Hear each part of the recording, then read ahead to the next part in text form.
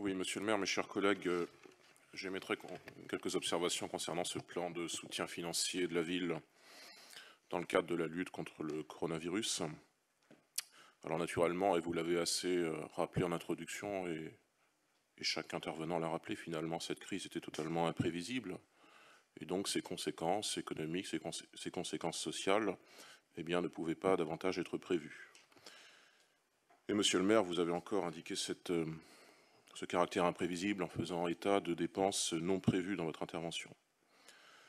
Alors comme l'immense majorité des communes françaises, Saint-Nazaire, somme toute, a géré au mieux cette épreuve, malgré, il faut bien le dire, et ça a été suffisamment rappelé, à partir du 13 mars à peu près, un certain nombre d'injonctions contradictoires du gouvernement qui ont été formulées à l'égard tant des collectivités que des entreprises et des Français eux-mêmes. Collectivités, entreprises et particuliers ont donc pallié au manquement de l'État pour amortir ce choc en agissant avec solidarité et subsidiarité. Notre ville elle-même a correctement agi, même si elle a commis quelques manquements et en commettra peut-être encore. Le confinement s'est globalement bien déroulé à Saint-Nazaire. Nous ne pouvons toutefois que constater et déplorer l'attitude, certes minoritaire, mais attitude réelle, une attitude non civique d'un petit nombre d'habitants dans certains quartiers déjà considérés comme, entre guillemets, difficiles, et dont le comportement d'une minorité se faisant a constitué une difficulté complémentaire pour les habitants.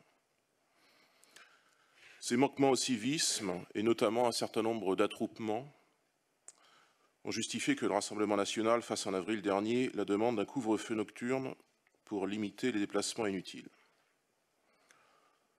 Concernant les masques de protection, problématique soulevée à l'instant par messieurs Renévaux et Texier, je ne m'attarderai pas beaucoup plus.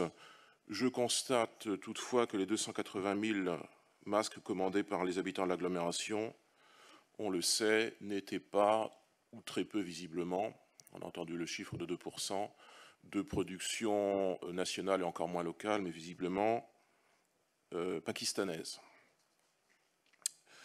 Il faut également noter que la députée de notre circonscription n'a visiblement pas souhaité utiliser, ce qui aurait sans doute été intelligent, ce qu'on appelait l'IRFM, j'ai plus le nouveau nom en tête, enfin son enveloppe de frais de mandat, pour fournir des masques, et qu'elle a, semble-t-il, préféré offrir du muguet. Je ne reviendrai pas non plus sur quelques dépenses étranges, généralement peu comprises, et c'est un euphémisme de la population, comme les 40 000 € de fleurs décoratives, qui certes c'est très sympathique, mais ce sont des dépenses dont les Nazériens, pour beaucoup d'entre eux, jugent qu'elles sont peut-être non prioritaires. Et nous constatons d'ailleurs que certaines de ces fleurs sont dégradées d'ores et déjà. Par ailleurs, naturellement, nous saluons un certain nombre de décisions. Je pense notamment à l'exonération partielle de TLPE. Voilà. Nous ne sommes pas dans la critique, nous ne nous croyons pas être dans un entre-deux-tours d'élections municipales qui se passerait le 16 mars. Nous savons bien que le temps électoral est terminé, qu'il faut maintenant qu'il faut toujours agir avec responsabilité. Et à ce titre, et pour conclure, tout en faisant quelques remarques négatives sur votre gestion, nous saluons ce qui est positif. Et pour conclure, je ne comprends pas pour ma part, Madame Hameau, cette manière que vous avez de dire en introduction, finalement, je ne ferai pas de polémique, et faire une intervention essentiellement politique, sinon politicienne, en disant, je cite, je ne suis pas pour la révolution par la violence.